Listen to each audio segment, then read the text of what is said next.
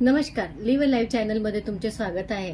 मला कमेंट आली होती की ताई पुडाच्या पाटोड्या करून दाखवा, म्हणून आज मी तुमच्यासाठी सातपुड्याच्या पाटोड्या घेऊन आलेली आहे। त्यासाठी लागणारं साहित्य आहे कांदा, लसूण, अद्रक आणि खसखस आणि हा इथे 1 वाटी मी खोबरं खिसून घेतलेलं आहे। आणि हा कांदा जो आहे हे 5 ते 6 कांदे मोठे मी कापून घेतलेले आहेत। आपल्याला मसाले लागणार आहेत चटणी, त्यानंतर धना पावडर, कोथिंबीर आणि हळद आणि चवीनुसार मीठ। इथे तवा छान तापलेला आहे, आता त्यावर कांदा घालून हलकासा असा मऊसर शिजवून घेते, म्हणजे छान परतते तेल टाकून।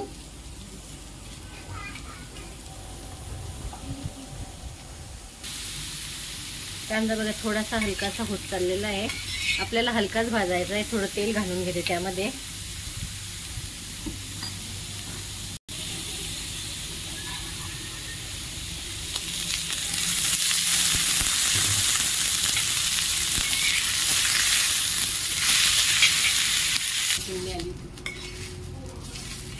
हलकासा असा ब्राऊन कलर होऊ द्यायचा आणि आता कांदा छान शिजला पण आहे, त्याला काढून घेते आणि अशाच प्रकारे सर्व कांदा मी परतून घेते।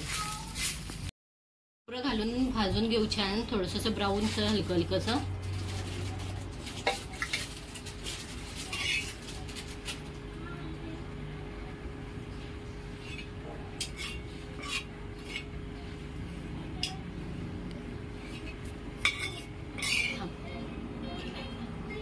काढून घेते, झालंय।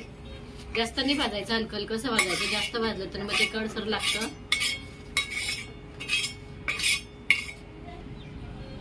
खसखस भाजून घेते, तिला पटपट भाजायची, ती उडते भाजताना।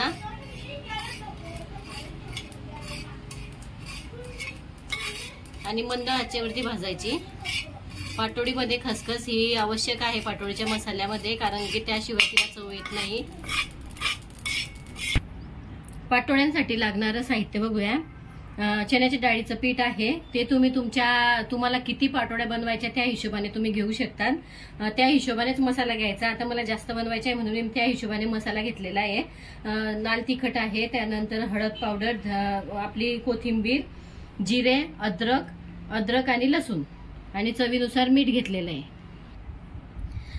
लसूण, अद्रक, जिरे वगैरे सर्व मी मिक्सरमध्ये बारीक करून घेते, पेस्ट एकदम, आणि मग त्याच्या पाटोड्यांसाठी आपण उपयोग करू।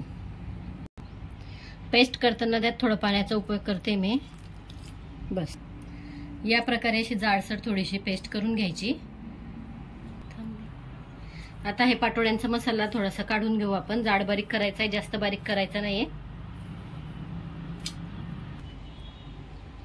हे बघा या प्रकारे असा करून घ्यायचा, थोडं पाणी घालूनच करायचा, म्हणजे कसं तो पटकन होतो, नाहीतर मग मिक्सरमध्ये होत नाही। इथे मी कढई ठेवली आहे, त्यात तेल घातलंय, तेल तापलंय, आता हा मसाला सर्व परतून घेऊ हळूहळू करून।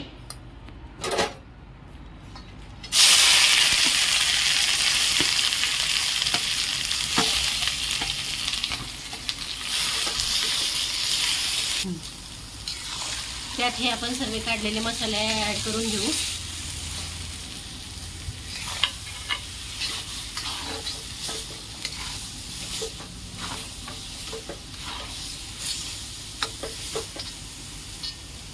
चवीनुसार मीठ घालून घेऊ आणि छान हलक्या हाताने परतून घेऊ, त्याला हलकं अलगत असं हात सारखा चालू ठेवायचा, म्हणजे मसाला खाली लागत नाही। त्याला फक्त 5 ते 7 मिनिट होऊ द्यायचा। बघा तो छान झालेला आहे। आता जे आपण दळताना थोडंसं पाणी घालतो तर ते पाणी सुकून जातं आणि पूर्ण फक्त मसाल्यावर आपण पाटोड्या बघून घेऊ। पाटोड्याचं पातेलं ठेवलंय गॅसवरती, त्यात तेल घातलं आणि थोडीशी मोहरी हलकीशी घालते मी त्यात, ती तडकू देते, म्हणजे पाटोडीच्या पिठामध्ये ती छान दिसते जेव्हा आपण पाटोडी लाटतो तेव्हा।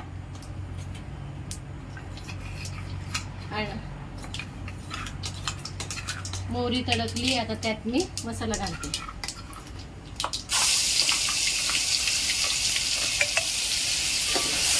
आणि तो छान परतून घेऊ 1-2 मिनिट।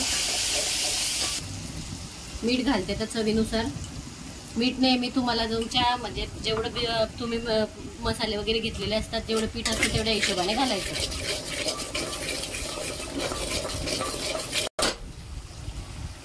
बघा आता छान तेल सुटलंय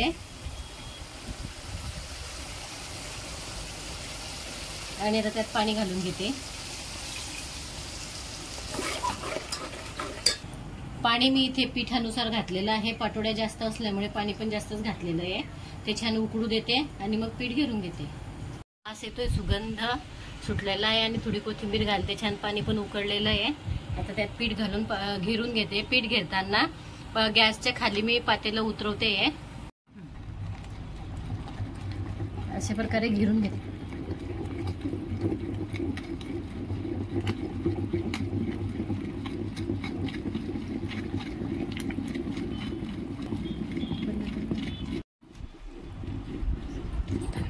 बघा थोडंसं पीठ घालून मस्त भुरभुरून घेते आणि छान हलवते. झालं त्यात मिक्स एकदम. थोडी वाफ काढून घेऊ. गॅसवर ठेवून वाफ काढून घेते. मग पाटोळ्यासाठी पीठ रेडी होऊन जाईल.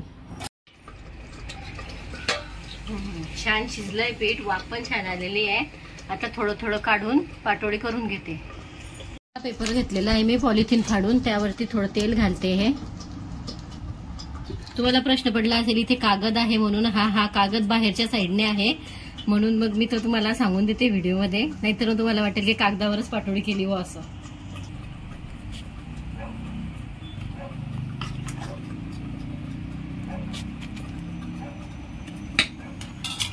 छान चोळून घेते. चोळलं म्हणजे पाटोळी छान अशी एकसारखी आणि मऊ येते, म्हणजे प्लेन पाटोळी येते.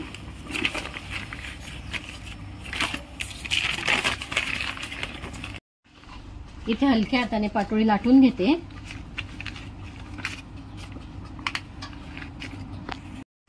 पीठ लाटून घेतलंय. पाटोळीच्या पिठामध्ये बघा छानसा असा लसूण, जिरं वगैरे, कोथिंबीर सर्व दिसत आहे. मसाला लावून घेते. मसाला हा लागत लागत घ्यायचा, जसा आपल्याला लागतो तसा, आणि हाताने छानसा पसरवत जायचा.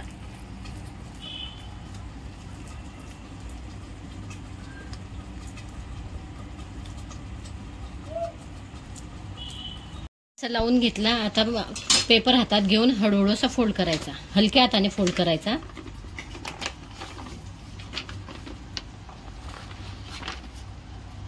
आणि त्याच्या पाटोळ्या कापून घ्यायच्या.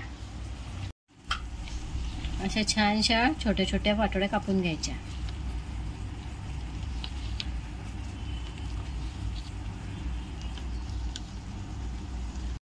पाटोळी छान तयार झाली आहे. त्याला गार्निश करून घेऊ. खाण्यासाठी रेडी ही पाटोळी.